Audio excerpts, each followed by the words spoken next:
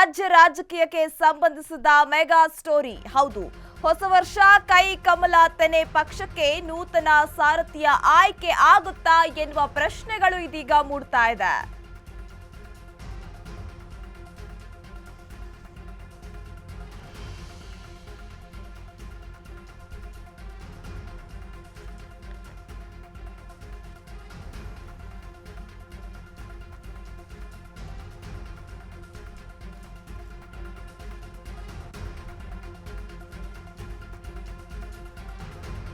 ಇದು ರಾಜ್ಯ ರಾಜಕೀಯಕ್ಕೆ ಸಂಬಂಧಿಸಿದ ಮೆಗಾ ಸ್ಟೋರಿ.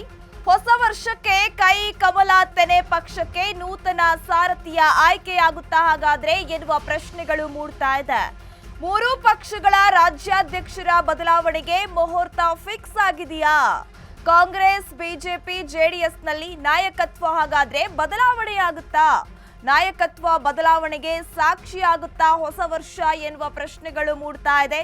2025ರಲ್ಲಿ ಏನು ಒಂದು ಸಂಘಟನಾತ್ಮಕ ವಿಚಾರಗಳಿಗೆ ಮೂರು ಪಕ್ಷಗಳ ಆದ್ಯತೆ ಇದೆ.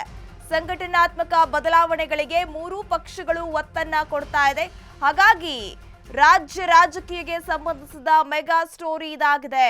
ಹೊಸ ವರ್ಷಕ್ಕೆ ಕೈ ಕಮಲ ತೆನೆ ಪಕ್ಷಕ್ಕೆ ನೂತನ ಸಾರಥಿಯ ಆಯ್ಕೆಯಾಗುತ್ತಾ ಎನ್ನುವ ಪ್ರಶ್ನೆಗಳು ಇದೀಗ ಮೂಡ್ತಾ ಇದೆ. ಮೂರು ಪಕ್ಷಗಳ ರಾಜ್ಯಾಧ್ಯಕ್ಷರ ಬದಲಾವಣೆಗೆ ಹಾಗಾದ್ರೆ ಮುಹೂರ್ತ ಫಿಕ್ಸ್ ಆಯ್ತಾ? ಹೊಸ ವರ್ಷದಲ್ಲಿ ಕೆಪಿಸಿಸಿ ನೂತನ ಸಾರಥಿ ಆಯ್ಕೆ ಸಾಧ್ಯತೆ. 2020ರಲ್ಲಿ ಕೆಪಿಸಿಸಿ ಅಧ್ಯಕ್ಷರಾಗಿ ನೇಮಕವಾಗಿದ್ದ ಡಿಸಿಎಂ ಡಿಕೆಶಿ ಸರ್ಕಾರ ಬಂದ ಬಳಿಕ ಕೆಪಿಸಿಸಿ ಅಧ್ಯಕ್ಷರ ಬದಲಾವಣೆ ಚರ್ಚೆ. ಕೆಪಿಸಿಸಿ ಅಧ್ಯಕ್ಷ ಗಾದಿಗೆ ರೇಸ್ನಲ್ಲಿರುವ ಕೆಲ ಆಕಾಂಕ್ಷಿಗಳು. ಸೇಮ್ ಟೈಮ್ ತಮ್ಮದೇ ಲೆಕ್ಕಾಚಾರದಲ್ಲಿ ಡಿಸಿಎಂ ಡಿಕೆ ಶಿವಕುಮಾರ್ ಅವರು ಕೂಡ ಇದ್ದಾರೆ.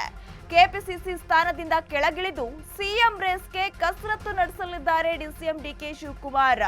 ಸಿಎಂ ರೇಸ್ಗೆ ಕಸರತ್ತು ನಡೆಸುವ ಲೆಕ್ಕಾಚಾರದಲ್ಲಿ ಇದೀಗ ಡಿಸಿಎಂ ಡಿಕೆ ಶಿವಕುಮಾರ್ ಅವರಿದ್ದಾರೆ.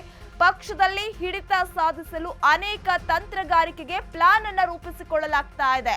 ಹಾಗಾದ್ರೆ ಹೊಸ ವರ್ಷದಲ್ಲಿ ಕೆಪಿಸಿಸಿ ನೂತನ ಸಾರಥಿಯ ಆಯ್ಕೆ ಆಗುತ್ತಾ ಎನ್ನುವ ಪ್ರಶ್ನೆಗಳು ಕೂಡ ಮೂಡ್ತಾ ಇದೆ.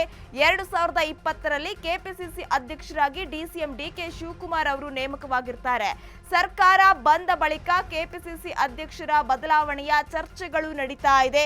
ಕೆಪಿಸಿಸಿ ಅಧ್ಯಕ್ಷ ಗಾದಿಗೆ ಈಗಾಗಲೇ ಕೆಲ ಆಕಾಂಕ್ಷಿಗಳು ರೇಸ್ನಲ್ಲಿದ್ದಾರೆ. ಹಾಗಾದ್ರೆ ಯಾರೆಲ್ಲ ಇದ್ದಾರೆ ಅಂತ ನಾವು ನೋಡೋದಾದ್ರೆ ಸಚಿವ ಸತೀಶ್ ಜಾರಕಿಹೊಳಿ ಆಗಿರ್ಬೋದು, Sharan Prakash Patil, Eshwar Khandre, KN Rajanna, MB Patil, BK Hariprasad ಸೇರಿದಂತೆ ಕೆಲ ನಾಯಕರಿಂದ ಲಾಬಿ ನಡೆಸಲಾಗ್ತಾ ಇದೆ. ಸೇಮ್ ಟೈಮ್ ತಮ್ಮದೇ ಲೆಕ್ಕಾಚಾರದಲ್ಲಿ ಡಿಸಿಎಂ ಡಿಕೆ ಶಿವಕುಮಾರ್ ಅವರು ಕೂಡ ಇದ್ದಾರೆ.